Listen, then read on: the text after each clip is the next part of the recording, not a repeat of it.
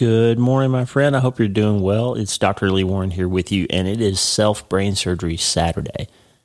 Today we're going to talk about quantum physics. I know that sounds kind of nerdy.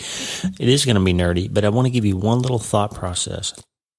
As we get close to November, we are going to do what we did last November, New Thing November. We're going to talk about, as we get towards the end of the year, we're going to take a hard look at the things that we've been doing, because remember, one of our tenets of self-brain surgery is that the thing that you're doing, you're getting better at. And so if there's some things that have been happening in your life that aren't good for you, or that you're not satisfied with, or if you keep feeling like I need to make this particular change and it's just not happening, then I'll just remind you of one of the truths, that what got you here won't get you there if there is the new place that you want to be that's different from where you've been, right? What got you here won't get you there. So if you are frustrated with some aspect of your life, and this could be, I want to get in better shape, I want to stop drinking alcohol, I want to stop doing this, I want to start doing that, I want to repair this relationship, I want to break through this wall in my marriage, whatever it is. Or if it's something because of a massive thing that's happened to you, and you say, I'm really at a place where I'm recognizing that being stuck in this grief pattern, or being stuck with the trauma response that I have to what happened to me in the past, isn't serving me well. Okay? If you're tired of everything being so hard, you're tired of being so tired, and you just say, God, I'm ready for a new thing in my life, then we're going to have to make some decisions, right? So if it's New Thing November that's coming, I'm just going to introduce the idea today, then we're going to have to recognize that there are some old things that we're going to have to get rid of. And not all of those old things are bad, okay? It's not bad to be mournful about the massive things that you've been through. It's not bad to be a little out of shape or a little bit stuck in some kind of issue.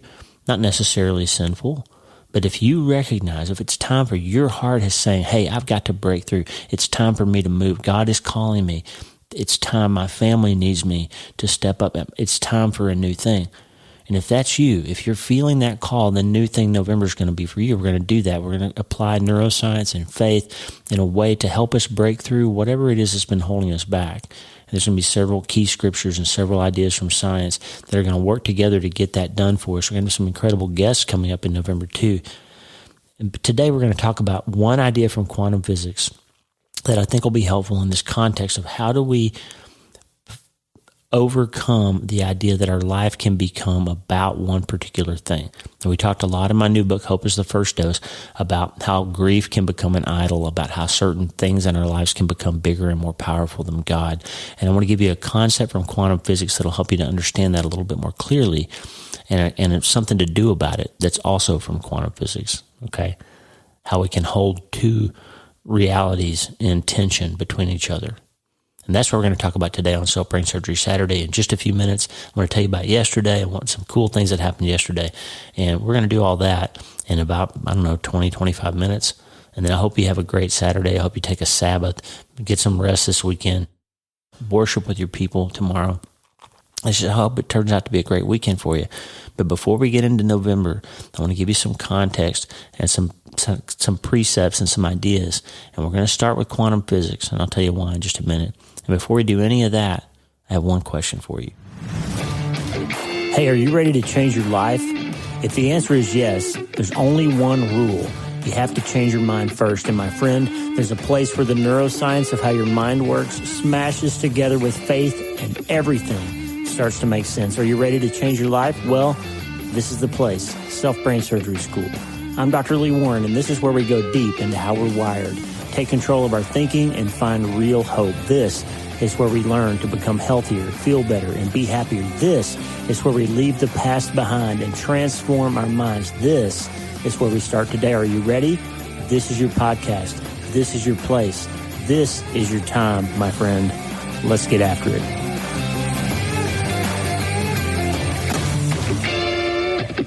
All right, you ready to get after it? Self-Brain Surgery Saturday. Here we go. I want you to think just for a minute with me about quantum physics. What in the world, Dr. Warren, why are you always talking about quantum physics? Well, let me tell you why. Years ago, we thought that science was neatly divided into all these different disciplines. There's chemistry, there's physics for the real nerds, there's mathematics, there's biology. And guess what we're learning? as we go deeper and deeper into understanding anatomy and physiology and biochemistry, guess what we're learning? Everything collapses into physics. It's fascinating. What I mean by that, the more we learn about how cells work, for example, the more we recognize that cells are electrical organs, and the more we learn about the electricity and the electromagnetism of cells, we learn that they have an incredible ability to communicate with one another. How do they do that? Through signals. What are those signals made of? Electrical phenomena. Those microtubules that we talked about a few weeks ago on Microtubule Monday, we did a whole episode about the way that synapses happen in your brain, in your nervous system, these little structures called microtubules. Guess what? They turn out to be like little antennas that send signals back and forth to each other through the physics of your brain. They send chemical and electrical signals to each other, and that's how they find each other to make synapses. So they're like little antennas in your brain. And that all comes down to electrical engineering, which is based upon physics. So everything in your body turns out really at the base of it to be physics. And that shouldn't surprise us, because right there in the first page of the Bible, God says, what's one of the first things we hear? Fiat lux, let there be light, right? God is a chemical engineer. He's a photosynthetic engineer. He's an electrical engineer. He's a mechanical engineer. He's an interior designer. He's a great physician. He's a neurosurgeon. He is whatever you are. He's the creator of that concept. Okay. So God started the universe with physics. So physics then really backs up to ultimately become the origin story of our universe, of our brains, of everything. And the evolutionary biologists and all those people got it wrong when they explain how one species might become another given enough time. And you've learned all about in school how survival of the fittest and Darwin's theory of evolution and all those things, and that's all fine and dandy. But let's say even if you can develop a model that might explain how over thousands of years one species might make subtle evolutionary changes based on advantages in survival and all of that to turn into a different species. But let me ask you a question. Does survival explain arrival? Of course it doesn't. If you back far enough up in astrophysics, in quantum mechanics, in biology, if you back far enough up, ultimately the question becomes, where did the starting materials come from? Where did the beginning impetus, the input of energy come from? Where did all that come from? And all at the beginning of it, there has to have been something that set all that in motion, that provided the materials and provided the laws that govern the reactions. And ultimately, there had to have been a physicist at the back of all that. And I would submit to you that it wasn't Stephen Hawking. There was a great designer back there at the beginning that set all this in motion. So let's just presuppose that. And if you're not a believer, it's okay. I would encourage you to go read some of the modern work that's happening in string theory and see if it doesn't say sort of that it's blowing up every other aspect of science and all these assumptions that people made that eventually we would figure out how nothing could create something. Well, guess what they're doing now? They're starting to say, gosh, this really does look designed. We're going to have Michael Gillen on the show, PhD astrophysicist from Cornell. He's also a Christian who converted himself with science while he was training with Carl Sagan at Cornell. And Michael's going to show us a lot about that, okay? Now, that's an aside. I want to talk about quantum physics just for this little idea. So quantum physics is the study of the very small, of what happens at the subatomic level inside your cells, inside your electrons, inside your atoms. And we used to think it was just electrons, neutrons, and protons. That's what you were probably taught in school. Now we know there's a whole host of subatomic particles. There's dozens of them that they've already identified. Baryons, pentaquarks, mesons, axions, leptons, musons, neutrinos, bosons, all these little particles that make up neutrons, electrons, and protons. And I've always said that one of the reasons that science points me to faith instead of away from faith is that when I look further and further into the nervous system, every time we get a new technology that allows me to zoom farther up, I've got a better microscope, I've got some kind of fluorescence, some sort of technology that allows me to look at some phenomenon on a deeper level, guess what we find? It's more complex than we thought. We think we're going to be able to break down and look inside a cell and say, oh, now I understand how that could have happened. No, we actually, when we look deeper, we find more questions. and more organization and more structure and more design. And we say, holy cow, this is way more complex than I thought it was. There's no way this happened by accident. So same thing happened in physics, that they thought, okay, we got it figured out. We understand how atoms work. There's protons, electrons, and neutrons. Well, guess what? There's millions, at least dozens of particles beyond that are smaller that provide the structural building blocks of electrons, protons, and neutrons. Why am I telling you this on Self-Brain Surgery Saturday? Why do you care? We'll get there in a second. Before we do that, I want to tell you about yesterday. I had unbelievable conversations yesterday with Tish Harrison Warren, who's one of my favorite writers. We talked about lament. We talked about Advent. We talked about what to do when life gets really hard. That episode's I'm going to hold it till just before the start of Advent. We're going to have 2 episodes about Advent shortly together, right before we get there on the calendar. It's going to be incredible. So we have that. Had an incredible conversation with Greg Pruitt, who for years has been the president of an organization called Pioneer Bible Translators. These people go out, they serve in the mission field, they get to know a culture that doesn't have a written language. They serve those people, work among them, build houses for them. Our son Josh spent a year in Guinea, West Africa with Greg back in 2004, before I knew him, before I knew Josh, even in our blended family that would come to pass later. Josh served a year after high school in Guinea, West Africa with Pioneer Bible Translators, with Greg Pruitt, working side by side, building huts and providing medical care and teaching people hygiene and first aid and all kinds of things, hunting for them. And what they do is they learn a language, and then they work to develop a written language for those people. Then they teach them how to read and write. And then they translate the Bible into that language. And so ultimately they're equipping people to have a written Bible in their own tongue, which is incredible. And this has happened now for hundreds of languages. And so Greg's on the show. He has a recent book called Extraordinary Hearing, and it's about how to hear God. And we're going to have 3 episodes coming up about how to hear God. One's going to be with Pete Greig, who wrote the other best book I've ever read about that topic. And then we're going to have Greg, and we're going to do a kind of a 2-for idea, or a 3-for idea about how to hear God. 1 from me and 2 interviews, Pete Greig and Greg Pruitt. We're going to bring those to you soon too. As we get into New Thing November, one of the things that needs to be new is a refined sense of how to hear what God wants for you in your life. Okay, so we're going to do that. Had 2 great conversations. And then to top it off, had an hour-long live radio conversation with my friend Susie Larson on her show. And I'll bring you that link once it's available. We just had the best talk. And Susie's completely sold out on the idea of neuroscience meeting with faith, sharing that content with her radio audience around the world. And just such an honor to be friends with her, to learn so much from her. And if you haven't yet read Closer Than Your Next Breath, Susie Larson's new book, you got to read it. Okay, read it before you read Hope is the First Dose, or read it alongside Hope is the First Dose. Just an incredible work of theology and scholarship and Christian living from our friend Susie, and I can't recommend it highly enough. And just had a wonderful conversation with her. So I'll give you the links when they're available. So yesterday was just this great day, and just had all these great conversations. I spent the whole day thinking about you, and I heard from tons of people yesterday. We got lots and lots of emails yesterday. Some of them, as usual, devastating and difficult. People are going through hard things, okay? Email from a guy who got a phone call from his dad that his mother had committed suicide.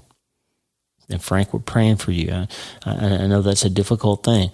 And you've been going through this hard thing, this massive thing of losing your mom. It's impossible. Yeah, how can you move on, right? Another email from a gentleman who he and his wife recently lost a daughter. And he says, it just about killed me. He says, my wife April and I lost our daughter in 2020. I was devastated. I asked God to just please take my life. The pain was too much. But then he worked a miracle in my life, and now I want to help other people who are going through the worst pain of their lives. He's reading Hope is the First Dose. We're praying for you, Cody. We got these kinds of emails yesterday. These people who are going through massive things, massive, unbearable things. And friend, if that's you, if you've been going through something like that, I want to tell you a little story from quantum physics about a danger that you're in, a real danger, and an opportunity, a possibility. Okay? And quantum physics describes how if we're looking in the subatomic level, if we're looking down small enough at how particles behave.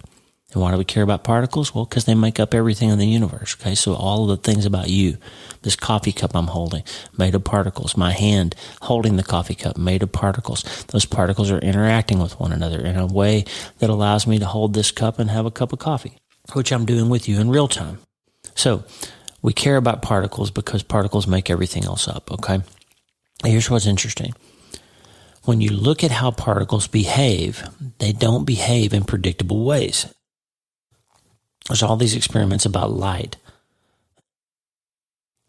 This, by the way, is the work that Einstein did when Einstein came up with general and special relativity and all that work in the early 20th century that led to nuclear bombs and microwave ovens and computers and microphones and all the things that we're using now, handheld radios and all of that. Really, the underpinnings of it is the math and science behind quantum physics, or that explains the things that we can observe using quantum physics about how the universe works. All that stuff that you use every day in your life came from quantum physics, including the cell phone that you're probably using to listen to this podcast, okay? So it is relevant to you even if you don't care about science. But here's something interesting.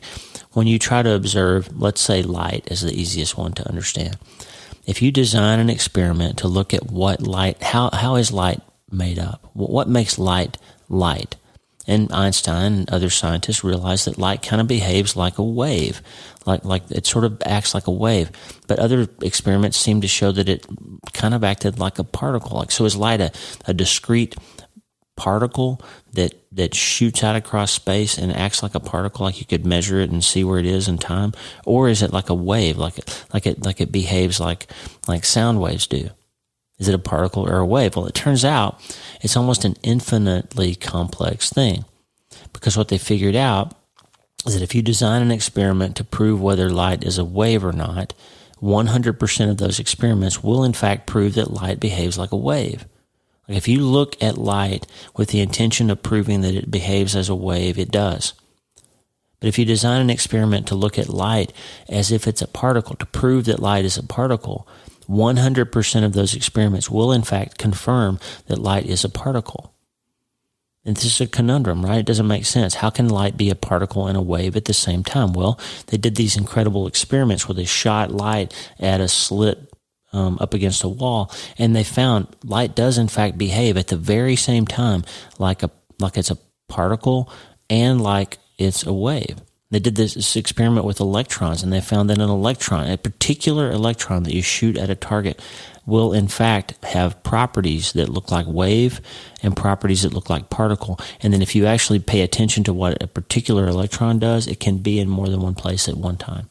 How is that possible? It's possible because of quantum physics.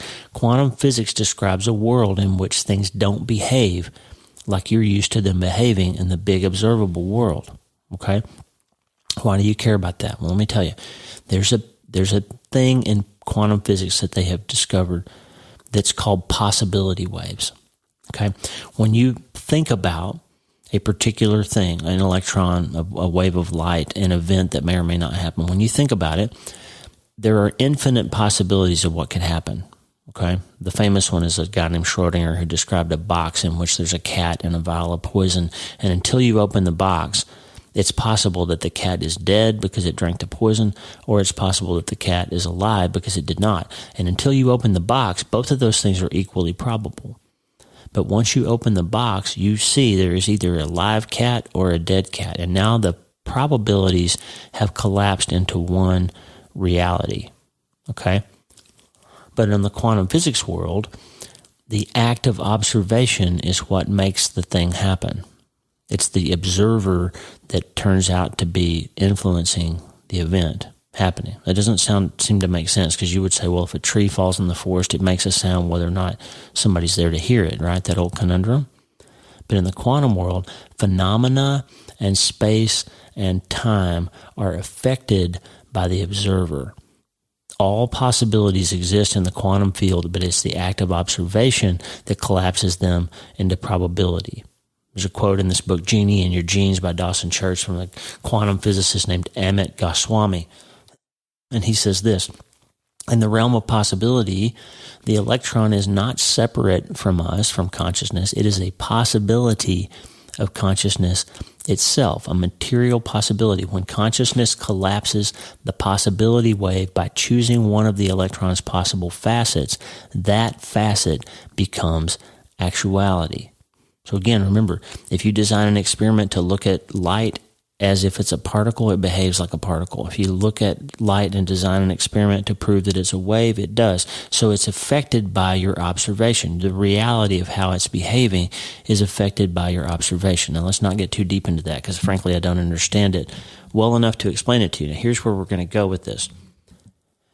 When you've had a massive thing happen in your life, when you've been through something really hard, guess what happens?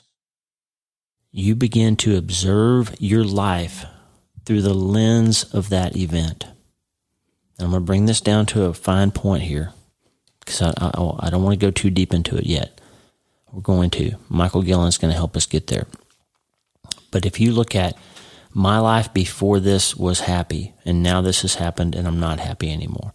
My life before I got that phone call about Mitch was happy and the future looked bright and all of that, and now Mitch is gone, my son has been stabbed, and I'm now a bereaved father, and that's all I'm ever going to be, and I'm unhappy and I'm sad, and my life is broken by this thing. If that's how I observe my life, I want you to remember one of the tenets of self-brain surgery that we talked about.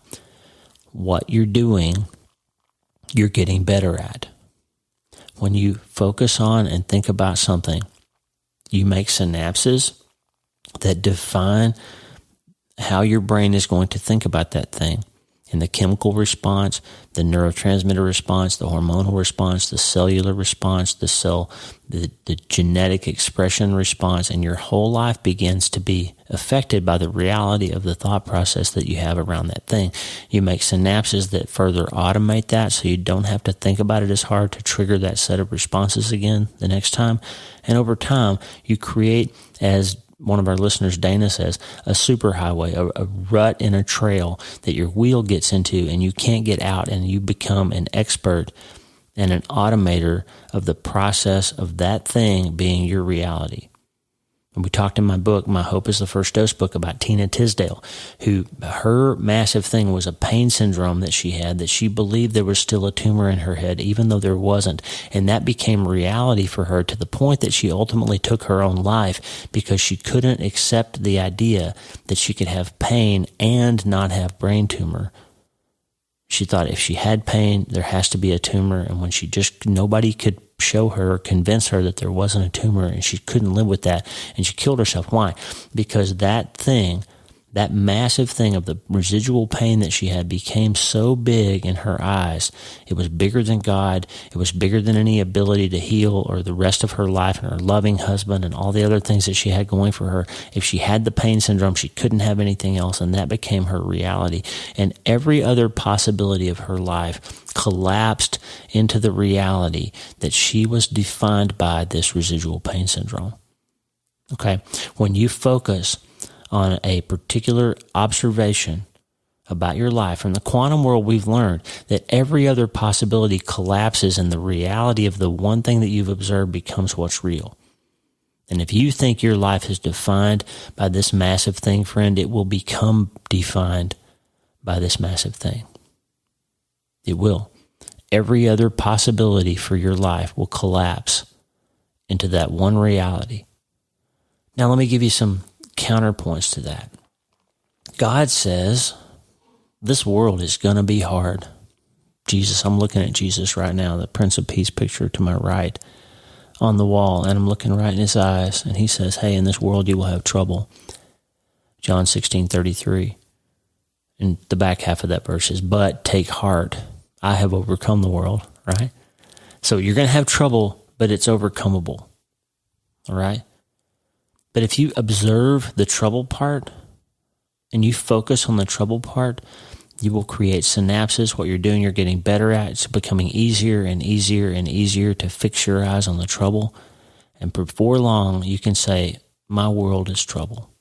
Susie Larson and I yesterday talked about these kids that are wearing T-shirts that label themselves, and it says anxious, depressed, abandoned, rejected. They're putting labels on their chest, and they're wearing this identity that something has happened in their life, and that's how they're defined. And I want you just to pay attention now. People are always saying, I'm ADHD, I'm obsessive compulsive, I'm OCD, I'm neuroatypical, I'm divorced, I'm cheated on, I'm abandoned, I'm bereaved, I'm addicted, whatever it is. Think about that for a minute. If you are accepting a label, whether someone else has given it to you, or whether an experience or an event has given it to you, or whether you've just given it to yourself, an offhand comment by your dad when you were 8 put a label on you that says dummy.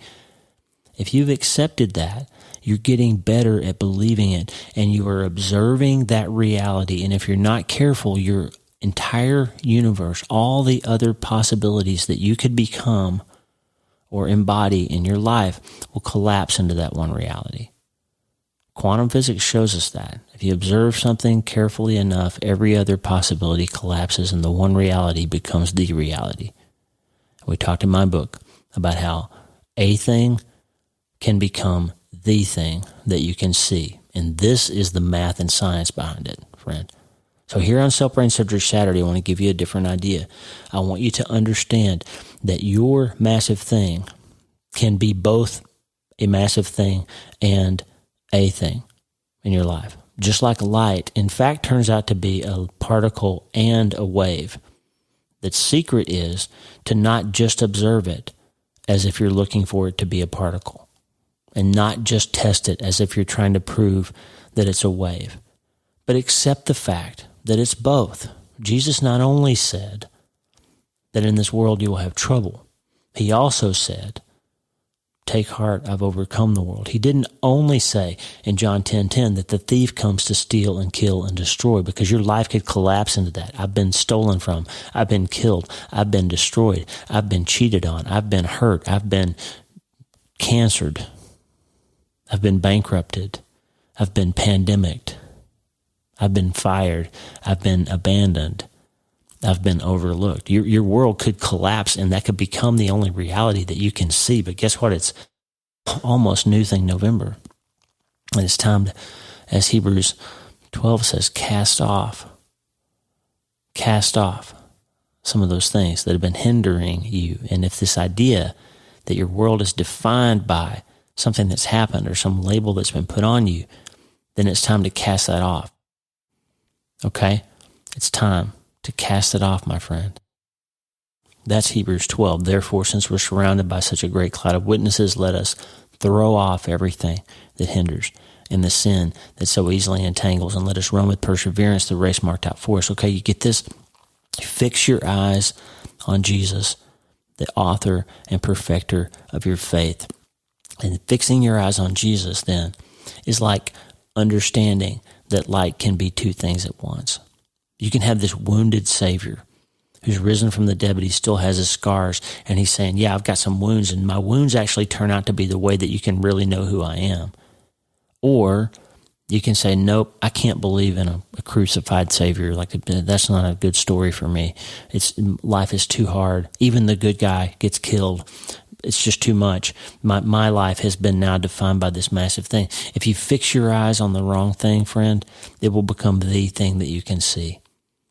It will become the only reality that your universe can accept, and you will become really, really good at living around that story and protecting that story and letting yourself be identified by that story and building systems in your life of having other people serve that story.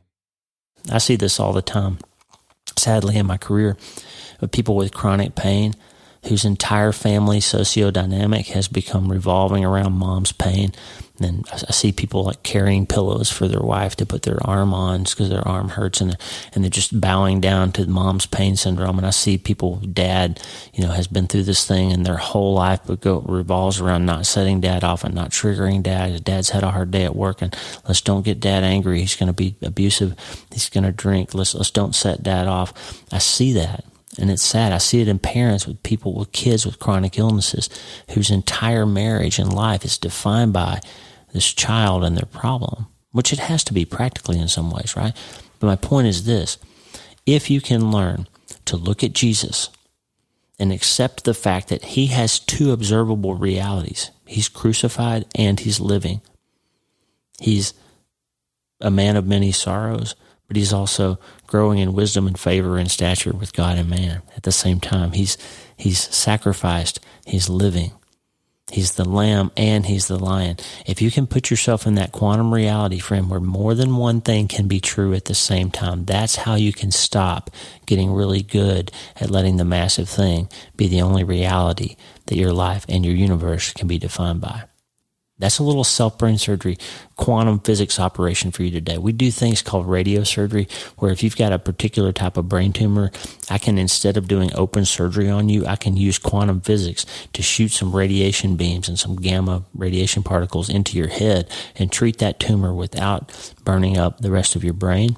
Okay? That technology allows me to help you without having to hurt you as much with surgery.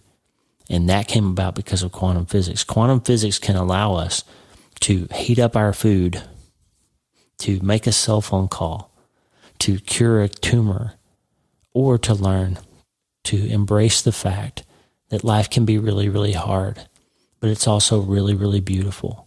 And it can help us change our minds, and it can help us change our lives. And here on Self-Brain Surgery Saturday, my friend, you can really become healthier and feel better and be happier again, because it's almost New Thing November.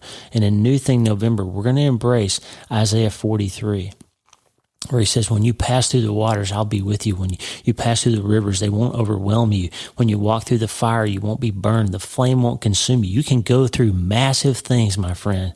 But he says, fear not, I am with you. I love you, and I'm with you, and I won't stop. Okay? Isaiah 43:16 says, thus says the Lord, who makes a way in the sea, a path in the mighty waters. He has a plan for you. And we're going to focus on Isaiah 43:19 in November. Behold, I am doing a new thing. Now it springs forth. Do you not perceive it? I will make a way in the wilderness and rivers in the desert. If it feels impossible for you to move past this massive thing that's holding you back, it's just so important for you today. For me to let you hear me say, friend, it's not impossible. God is a God who does impossible things all the time. And the one you can do today is take your eye off the massive thing and put it on him and say, if I learn to look at him, he's going to teach me that two things can be true at the same time. I can be a bereaved father, and I will be. And I'll be sad about losing Mitch for the rest of my life. But at the same time, I can have a life that is abundant and even happy again because of hope. Hope turns out to be the first dose that will allow you to embrace these ideas. And if it's too complex and too hard for you to understand, just trust me. I'm going to teach you, whatever you are, school teacher, plumber, bus driver, retired grandmother, paralytic, I'm going to teach you how quantum physics and neuroscience can smash into your faith. And you can understand how this incredible engineer and physicist who created you has a good plan for your life wherever it is. And that plan doesn't usually involve removing your pain or healing your physical disease right now. It doesn't always involve that. It involves him entering into your story and saying, hey, I'm not going to remove this pain right now. I've got a long-term plan, a long arc that's going to do that, and I'm going to wipe those tears away. But right now, I'm going to come walk beside you, and I'm going to carry that load for you. And I'm going to help you, because two things can be true at once. We can be on a road that's marked with suffering, and we can still say, blessed be your name. And the good news, my friend, is you can start today.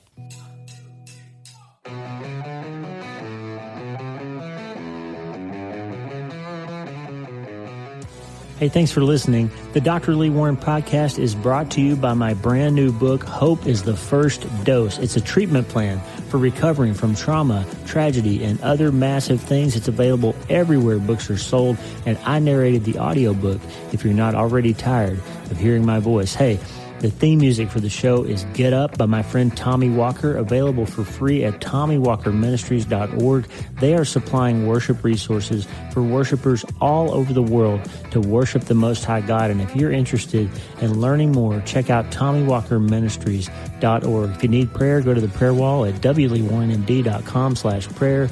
wleewarrenmd.com/prayer, and go to my website and sign up for the newsletter, Self Brain Surgery, every Sunday since 2014, helping people in all 50 states and 60-plus countries around the world. I'm Dr. Lee Warren, and I'll talk to you soon. Remember, friend, you can't change your life until you change your mind. And the good news is you can start today.